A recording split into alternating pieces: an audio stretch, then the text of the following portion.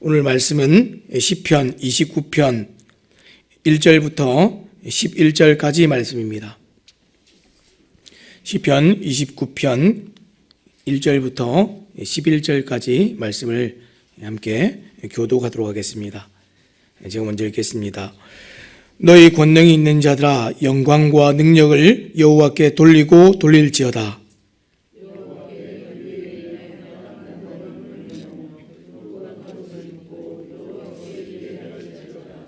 여호와의 소리가 물 위에 있도다.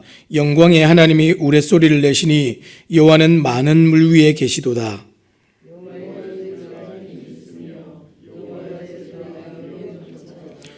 여호와의 소리가 백향목을 꺾으시며 여호와께서 레바논 백향목을 꺾어 부수시도다.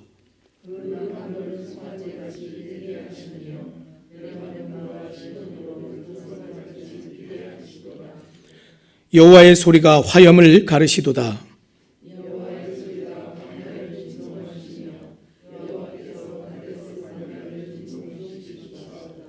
여호와의 소리가 암사슴을 낙태하게 하시고 살림을 맑게 벗기시니 그의 성전에서 그의 모든 것들이 말하기를 영광이라 하도다.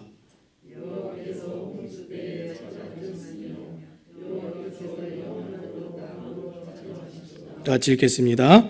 여호와께서 자기 백성에게 힘을 주시며 여호와께서 자기 백성에게 평강의 복을 주시리로다. 아멘. 아멘. 오늘은 우리가 멈출 수 없는 예배라는 제목을 가지고 함께 말씀을 나누기 원합니다. 어린 자녀들을 기르면서 누구나 좀 경험하게 되는 것들이 있는데 그 중에 하나가 이 아이들이 노는 놀이들입니다. 아이들이 놀 때 어린 자녀들이 이 상상을 하면서 노는 상상놀이를 합니다. 많이들 보셨지요? 인형 가지고 막 이렇게 얘기 붙이면서 이렇게 얘기를 놉니다. 눈에 보이지 않는 대상을 마치 눈앞에 있는 것처럼 상상하면서 실제와 같이 보고 듣고 대화하고 생각하면서 이 가상의 놀이를 하는 것을 상상놀이라고 하는데, 제 딸아이도 형제가 없다 보니까 혼자서 이제 노는 시간들이 많습니다. 그래서 아빠와 엄마가 이 놀아주지 못할 때는 혼자서 인형을 가지고 이렇게 대화를 하면서 자신의 생각이나 감정이나 이런 것들을 투영해서 노는 것들을 제가 간혹 보게 됩니다. 근데 만약에 이 어린아이들이 아니고 어른들이 혼자서 막 그렇게 놀고 있다 이렇게 생각하시면 어떠시겠습니까? 보이지 않는 누군가를 보고 있고 보이지 않는 누군가와 대화를 하고 있다면 어떤 생각이 드십니까? 제가 표현이 좀 그래서 죄송한데 아마 미쳤구나 이런 생각이 아마 드실 것 같습니다. 당장에 정신병원에 전화를 해야겠지요.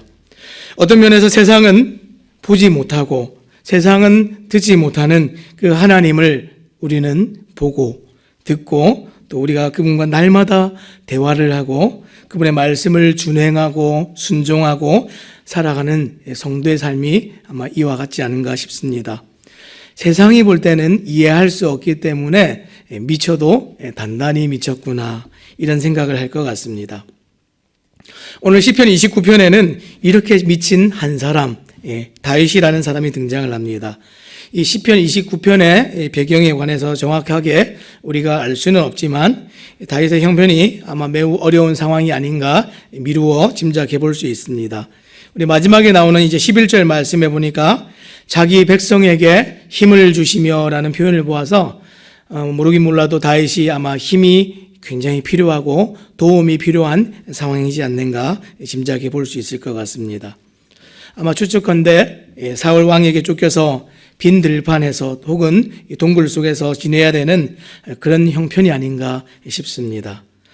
짐승처럼 빈들에서 동굴 속에서 지내는 일은 그 자체로 정말 춥고 배고프고 서글프고 정말 두려운 일인데 오늘 시편을 보니까 어떤 것 같습니까? 온통 찬양의 가사로 가득 차 있습니다. 정말 이해가 안 되는 시편이죠. 어떻게 다윗이 이런 찬양을 할 수 있었을까요? 그것은 다윗이 자신의 눈앞에 계신 그 하나님을 선명하게 보고 자신에게 말씀하시는 하나님의 음성을 선명하게 듣고 있기 때문에 가능한 일입니다. 오늘 우리는 정말 미친 듯이 찬양했던 이 다윗의 모습을 통해서 예배를 멈출 수 없는 세 가지 이유에 대해서 함께 살펴보기를 원합니다. 예배를 멈출 수 없는 이유.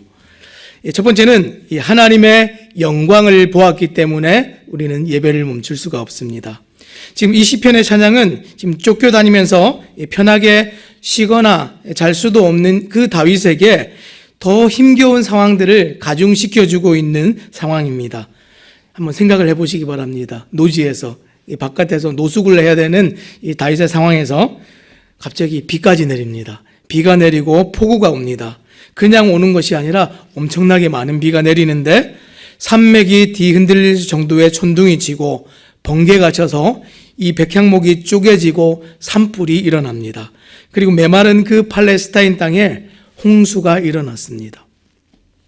우리가 비를 좋아하는 분들은 많아도 그 분위기 때문에 좋아하는 것이지 이렇게 무섭게 오는 비를 좋아하는 사람은 아무도 없겠지요.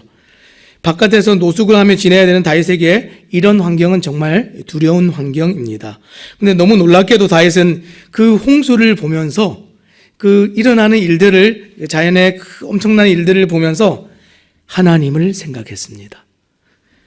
눈앞에 펼쳐진 엄청난 자연의 위력을 보면서 이것을 만드신 하나님은 얼마나 더 위대한 분이신가, 그것을 생각했습니다. 생각이 여기까지 미치니까 어떻게 합니까? 큰 그 물소리와 번개와 이 천둥 소리가 마치 하나님의 음성으로 들리기 시작했습니다. 먼저 1절 말씀을 함께 보니까 너희 권능 있는 자들아 영광과 능력을 여호와께 돌리고 돌릴지어다. 여호와께 그의 이름에 합당한 영광을 돌리며 거룩한 옷을 입고 여호와께 예배할지어다. 여기서 이 권능 있는 자들은 이 문자적으로 표현하면 하나님의 아들들 이런 표현인데 이것을 이제 번역하면 이제 천사들입니다. 지금 폭우가 내리고 있는 상황 속에서 다윗이 하늘에서 천사들이 정말 큰 소리로 하나님을 영광, 영광 이렇게 예배하는 것 같은 그런 느낌을 받았습니다. 생각이 여기까지 미치니까 다윗이 어떻게 했을 것 같습니까? 아마 모르긴 몰라도 이 다윗이 빗속으로 동굴 속에서 있다가 이 들판으로 막 뛰쳐나갔을 것 같습니다. 그리고 자기도 손을 들고 그 천사가 찬양하는 그 영광스러움들을 자기가 보고 느끼니까 빗속에 들어가서 그 엄청난 비를 맞으면서 하늘 향해 두 손을 벌리고 정말 하나님께 영광이라고 외치고 찬송을 부르는 모습, 오늘 시편을 볼 때 그런 모습을 상상해 보시면 좋을 것 같습니다. 다윗이 왜 이렇게 했습니까? 최고의 권력의 아들들이라 칭함받는 지금 어떤 존재들도 하나님께서 그 자신을 그들에게 알리시는 순간에 여호와의 영광을 인정하면서 예배하고 찬양했는데 그분의 거룩하심 앞에서 엎드려서 경배해야 된다는 것을 알았는데 내가 이 하나님을 깨닫는 순간에 가만히 있어서는 되겠는가? 이 다윗의 생각이 그런 것입니다. 세상의 높은 권세자들의 위엄과 영광을 보아도 우리가 어떻게 합니까? 고개를 숙이죠. 근데 하나님의 영광을 보는 사람들이 그 앞에서 꿇어서 영광을 돌리며 예배하는 것은 너무나 당연한 일입니다. 하나님의 영광을 본 사람들은 영광 받으시기에 합당한 하나님 때문에 예배를 멈출 수가 없습니다. 혹 오늘 이 예배의 자리가 무너진 분들이 계십니까? 예배에 대한 열정이 식으신 분들이 계십니까? 환경이 어렵거나 열정이 식은 게 아니라 영광이 사라진 것입니다. 예배는 우리의 열정으로 드리는 것이 절대로 아닙니다. 오늘 2절 하반절 말씀해 보니까 뭐라고 되어 있습니까? 예배를 하는데 어떻게 합니까? 거룩한 옷을 입고 여호와께 예배할지어다 라고 이렇게 얘기를 했습니다. 근데 우리는 이제 거룩한 옷을 입고 되어 있는데 영어 성경에 보면 좀 더 구체적으로 나와 있습니다. 영어 성경에는 거룩한 옷이 아니고 그분의 거룩한 옷을 입고 이렇게 되어 있습니다. 이 거룩한 옷을 지금 누가 준비를 하고 있습니까? 예배를 위해 우리를 거룩하게 단장하는 옷은 하나님이 준비하셔서 우리로 입게 하시는 옷입니다. 우리가 열심히 준비하고 열정으로 하나님 앞에 나가는 것이 아니라 하나님의 영광의 옷을 입은 사람들은, 영광을 아는 자들은 그 옷을 입고 마땅히 예배할 수밖에 없다 하는 것을 오늘 성경이 우리에게 가르쳐주고 있습니다. 하나님의 영광을 입은 자들의 모습. 다윗과 같은 예배자로서 정말 그렇게 서기를 원하십니까? 하나님의 영광을 회복하시기 바랍니다. 자녀들이 예배자로 정말 그렇게 세워지기를 원하십니까? 그 자녀들에게 하나님의 영광을 보여주시기 바랍니다. 우리가 오늘 예배가 멈춰지는 첫 번째 이유는 하나님의 영광을 잃어버렸기 때문입니다. 두 번째로 우리가 이 예배를 멈추지 않고 계속 드릴 수 있는 이유가 무엇입니까? 이 하나님의 주권을 보았기 때문에 그렇습니다. 이 3절에서 이제 9절까지 내용 중에서 계속해서 나오는 내용 중에서 가장 많이 나오는 표현이 여호와의 소리라는 표현입니다. 여호와의 소리라는 표현이 7번 나오는데, 그러나 실제로 이 상황 중에서 이것은 큰 홍수 가운데 흘러나오는 큰 물소리, 천둥소리, 번개에 백향목이 막 쪼개지는 소리, 땅이 뒤흔들리는 소리, 이런 소리들입니다. 그런 소리들 가운데서 무엇을 발견합니까? 여호와의 소리를 발견하고 여호와의 소리를 듣습니다. 우리가 모든 것 속에서 하나님을 발견하는 눈이 있어야 되는 것이죠. 사실 이 자연의 위엄과 대단함과 이런 것들을 지금 표현하는 이 문학에 대한 부분들은 당시에 이 가나안 지역에 아주 이렇게 유행하던 그런 문학의 형식들입니다. 그런데 오늘 그것과 오늘 다윗이 쓴 시편이 다른 이유가 무엇입니까? 그것들은 그 자체를 찬양하면서 그 속에 있는 어떤 우상이 있을 것이다 생각하고 그것을 찬양하는데, 오늘 내용을 보면 다 이렇습니다. 여호와의 소리가 그것을 다 군림하고 다스리고 짓밟고 이기신다. 이게 지금 핵심입니다. 지금 계속해서 3절부터 9절까지 나오는 여호와의 소리가 어떻게 하는가 쭉 살펴보면, 여호와의 소리가 물 위에 있도다. 물을 다스리시죠. 홍수가 나고 정말 폭우가 내리는데 그것이 아무것도 아닙니다. 여호와의 소리가 힘이 있어 여호와의 소리가 위엄차도다. 여호와의 소리가 백향목을 꺾으시며, 지금 백향목을 꺾고 있는 것은 폭풍인데 그 속에서 여호와의 힘과 위엄을 발견하고 있는 다윗의 모습입니다.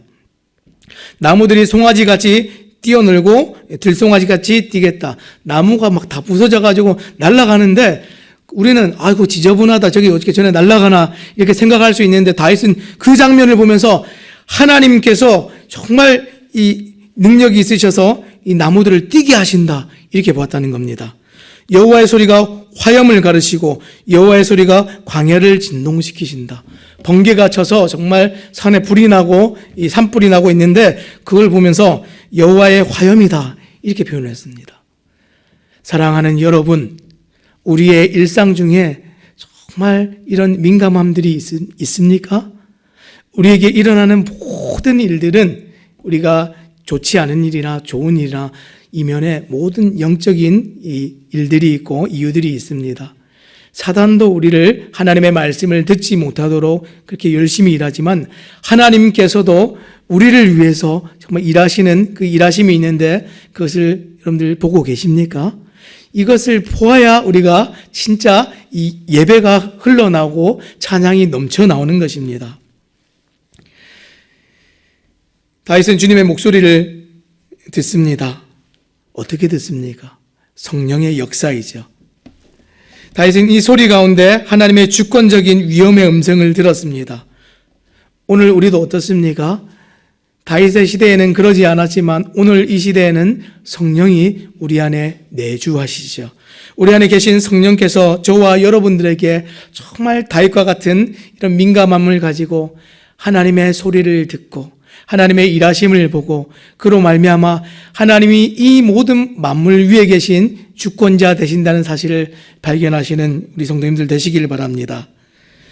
성령님을 모시지 않는 사람에게는 절대로 그런 일이 일어나지가 않습니다. 성령님을 모시는 우리는 내가 겪는 모든 일들 속에서 그 목소리가 들립니다. 예수님을 믿는 가장 놀라운 축복 중에 하나이지요. 그 자연의 힘이 아니라 그 만물을 지으시고 다스리시는 분이 계시다는 것을 어떻게 합니까? 대단한 이 통찰이죠. 하나님께서 주신 통찰입니다. 오늘 정말 이 복잡하고 정말 분주한 시대를 살아가는 우리들에게 진짜로 중요한 것이 어떤 것입니까? 하나님을 발견할 수 있는 이 눈을 잃어간다는 겁니다. 오늘날 많은 사람들이 이 믿음과 신앙에 대해서 그 상황들을 얘기할 수는 있어요. 옛날보다 더 바빠졌어요. 옛날보다 정말 둘이 벌지 않으면 더 먹고 살기 힘든 시대가 되었지만 이제 예배할 수 없는 그 상황들에 대해서 너무나 당연하게 여기는 이것이 너무 안타까운 것이죠.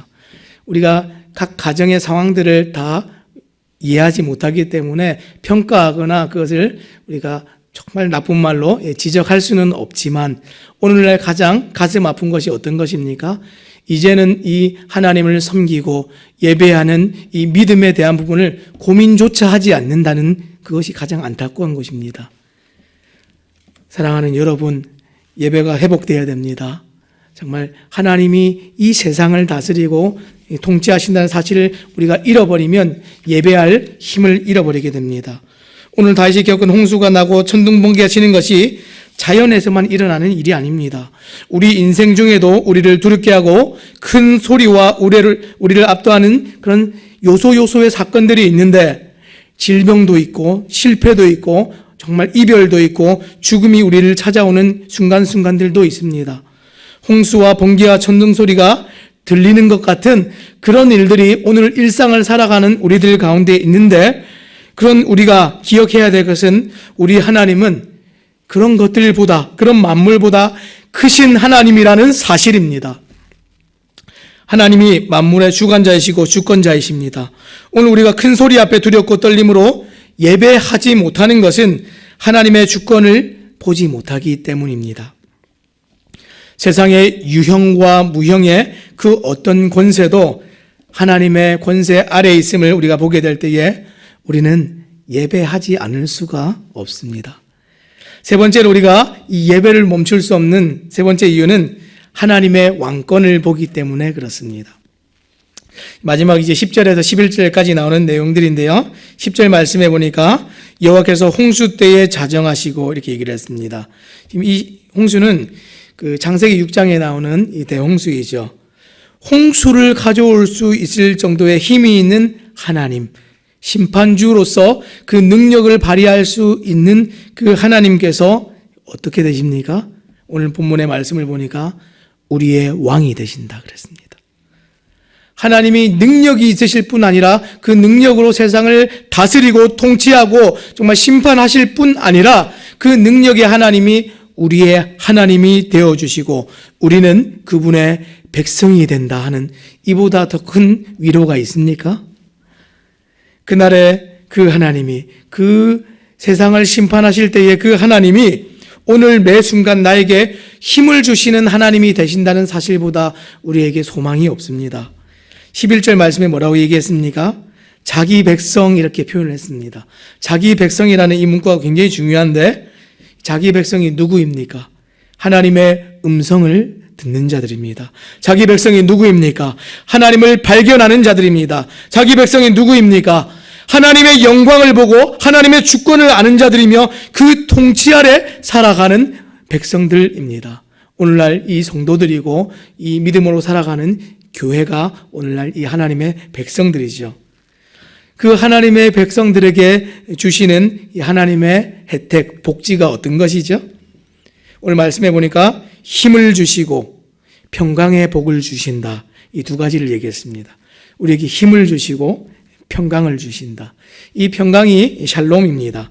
하나님께서 함께 하심으로 이루어지는 평강입니다.